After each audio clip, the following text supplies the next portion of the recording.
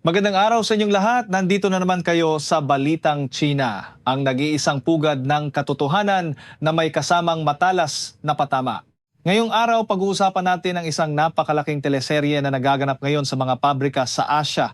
Ang dambuhalang modelo ng produksyon ng China na ilang dekada ring naghari at nagpaikot sa ekonomiya ng mundo ay unti-unti nang naglalaho at gumuho. At alam niyo kung saan ito nangyayari? Doon mismo sa katabi nilang bansa, sa Vietnam.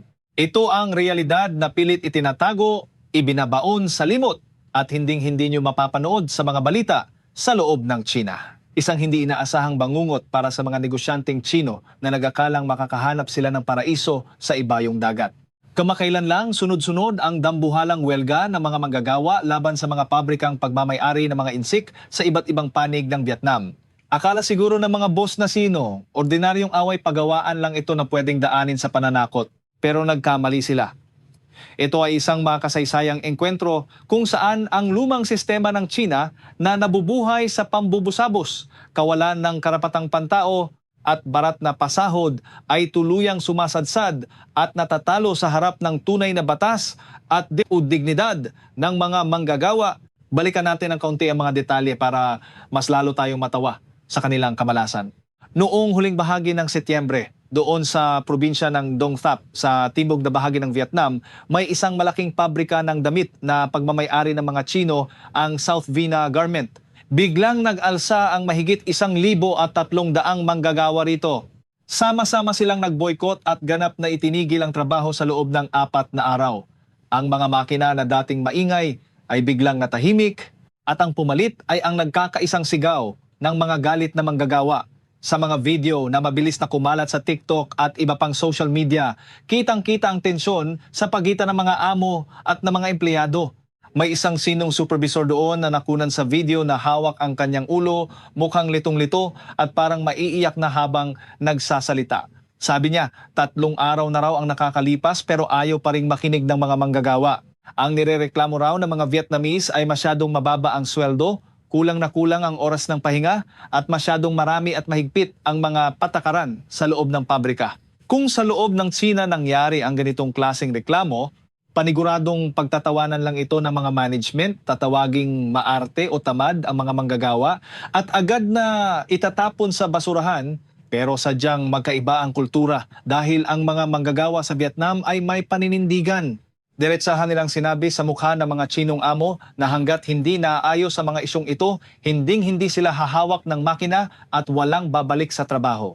Noong una, ginamit pa ng management ang lumang estilo ng China ang pananakot at pagmamarahas sa negosasyon. Sinigawan nila ang mga manggagawa at sinabing ang isang araw na walang produksyon ay nagdudulot ng milyon-milyong pisong lugi sa kumpanya, kaya utos nila ay bumalik agad sa trabaho ang lahat.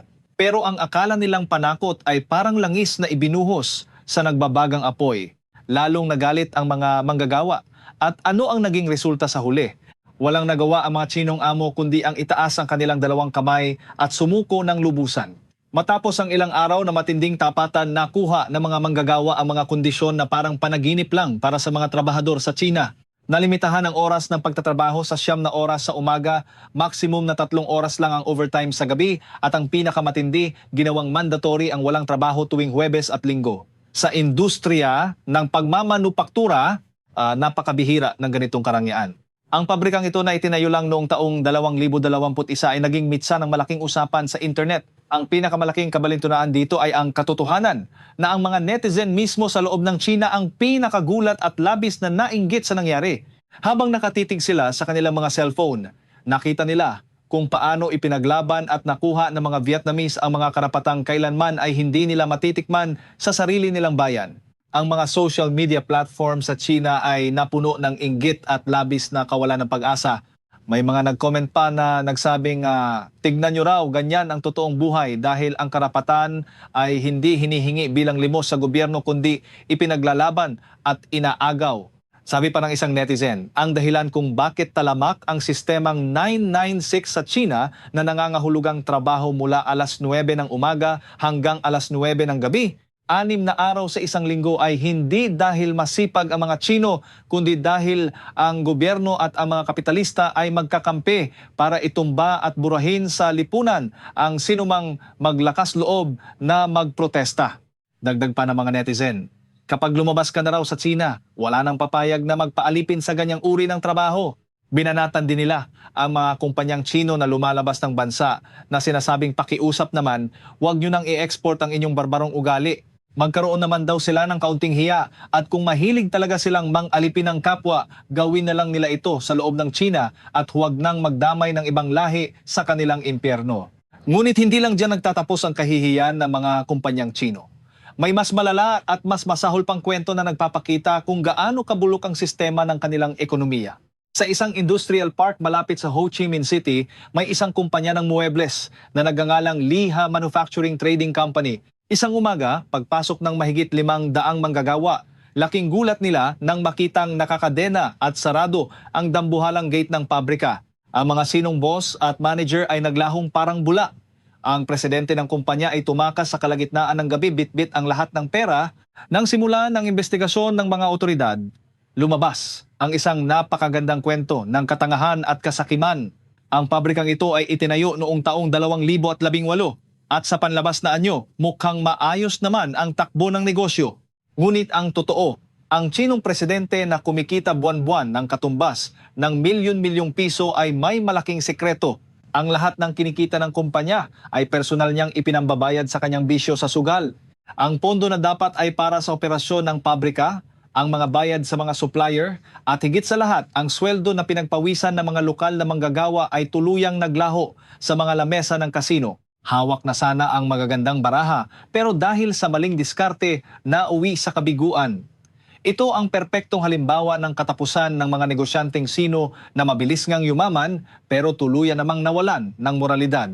Bakit nga ba bigong-bigo ang mga Sino sa Vietnam? Ano ba ang meron sa merkado ng Vietnam na nagpapasakit sa ulo ng mga dambuhalang negosyanteng ito? Isang veteranong manager ng pabrika sa Vietnam ang nagbigay ng napakasimpleng sagot, ang pagkakaroon ng tunay na batas. Ang akala kasi ng mga boss na Chino, ang Vietnam ay isang lugar na walang batas kung saan pwede nilang gawin kung ano ang gusto nila. Pero sa Vietnam, ang hindi pagpapasweldo sa tamang oras ay parang pagbubuhos ng bapor-bapor na gasolina sa sarili mo habang naglalaro ka ng posporo.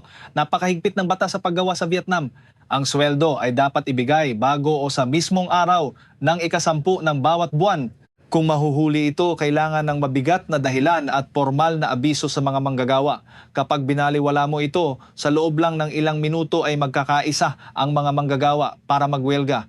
Bukod dito, ang mga labor union o union ng mga manggagawa sa Vietnam ay totoong nagtatrabaho at may pangil. Hindi katulad sa China na ang mga union ay display lang, walang silbi at sunod-sunuran lang sa dikta ng gobyerno. Sa Vietnam, kapag ang union ay nakatanggap ng reklamo tungkol sa hindi pagpapasweldo o iligal na pagtatanggal sa trabaho, mabilis na papasok ang mga labor inspector sa loob ng pabrika upang mag-imbestiga.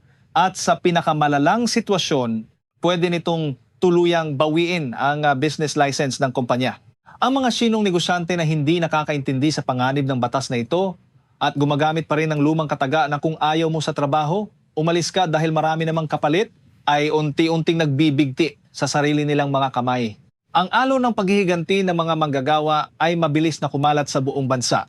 Sa kumpanya ng muebles ng Baoyen, 600 manggagawa ang sabay-sabay na nagwelga para ipaglaban ang kanilang year-end bonus. Sa kumpanya naman ng teknolohiya ng Sidan, daan-daang manggagawa ang naghain ng sabay-sabay na resignation letter. Ang nangyari sa Sidan ang pinakamagandang halimbawa ng pagkakaisa. Tinaasan ng kumpanya ang sweldo ng mga engineers at technical staff ngunit pinanatili namang mababa ang sweldo ng mga ordinaryong manggagawa sa produksyon habang pinipilit pa rin silang mag-overtime ng napakahabang oras. Kung sa China ito nangyari, baka tinanggap na lang ito ng mga tao bilang bahagi ng kompetisyon para mapansin ng boss. Pero sa Vietnam, hindi umubra ang ganitong taktika ng pagpapakitang tao at paghati-hati sa mga manggagawa. Sabi ng mga Vietnamese, kung hindi nyo aayusin ang sweldo ng lahat, aalis kaming lahat. Ang ganitong uri ng matatag na pagkakaisa ang pinakakinatatakutan ng mga kumpanyang Chino.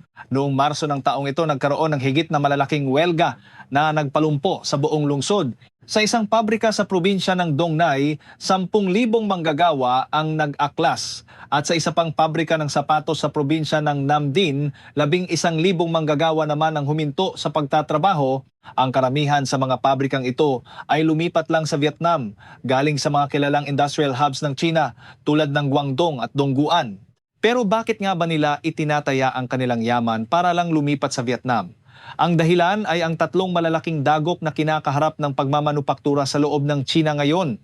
Una, ang matinding trade war sa pagitan ng Amerika at Sina na nagdulot ng napakataas na taripa. Kapag ang produkto mo ay may tatak na made in China, automatikong papatawan ito ng dagdag na buwis na mahigit 30% sa merkado ng Amerika. Pangalawa, ang patuloy na pagtaas ng operational cost sa loob ng China. Ang sweldo ng isang ordinaryong manggagawa sa China kasama na ang overtime ay umaabot na ngayon sa katumbas ng humigit kumulang 39,000 piso hanggang 47,000 piso kada buwan. Habang sa Vietnam, makakakuha ka pa ng manggagawa sa halagang katumbas ng 23,000 piso lang. Pangatlo, ang magandang lokasyon ng Vietnam na may mahabang baybayin at maraming daungan, kaya napakadaling magdala ng mga materyales mula sa China sa pamamagitan ng lupa o dagat. Dahil sa mura at madaling proseso na ito, mahigit 300 kumpanya na nakalista sa stock market ang nagmadaling lumipat sa Vietnam. Ngunit may isang napakahalagang bagay silang nakalimutan sa kanilang mga kalkulasyon, ang halaga ng pagsunod sa sistema ng batas. Isang sikat na ekonomista ang nagsabi na ang panahon ng World Trade Organization o WTO ay tapos na.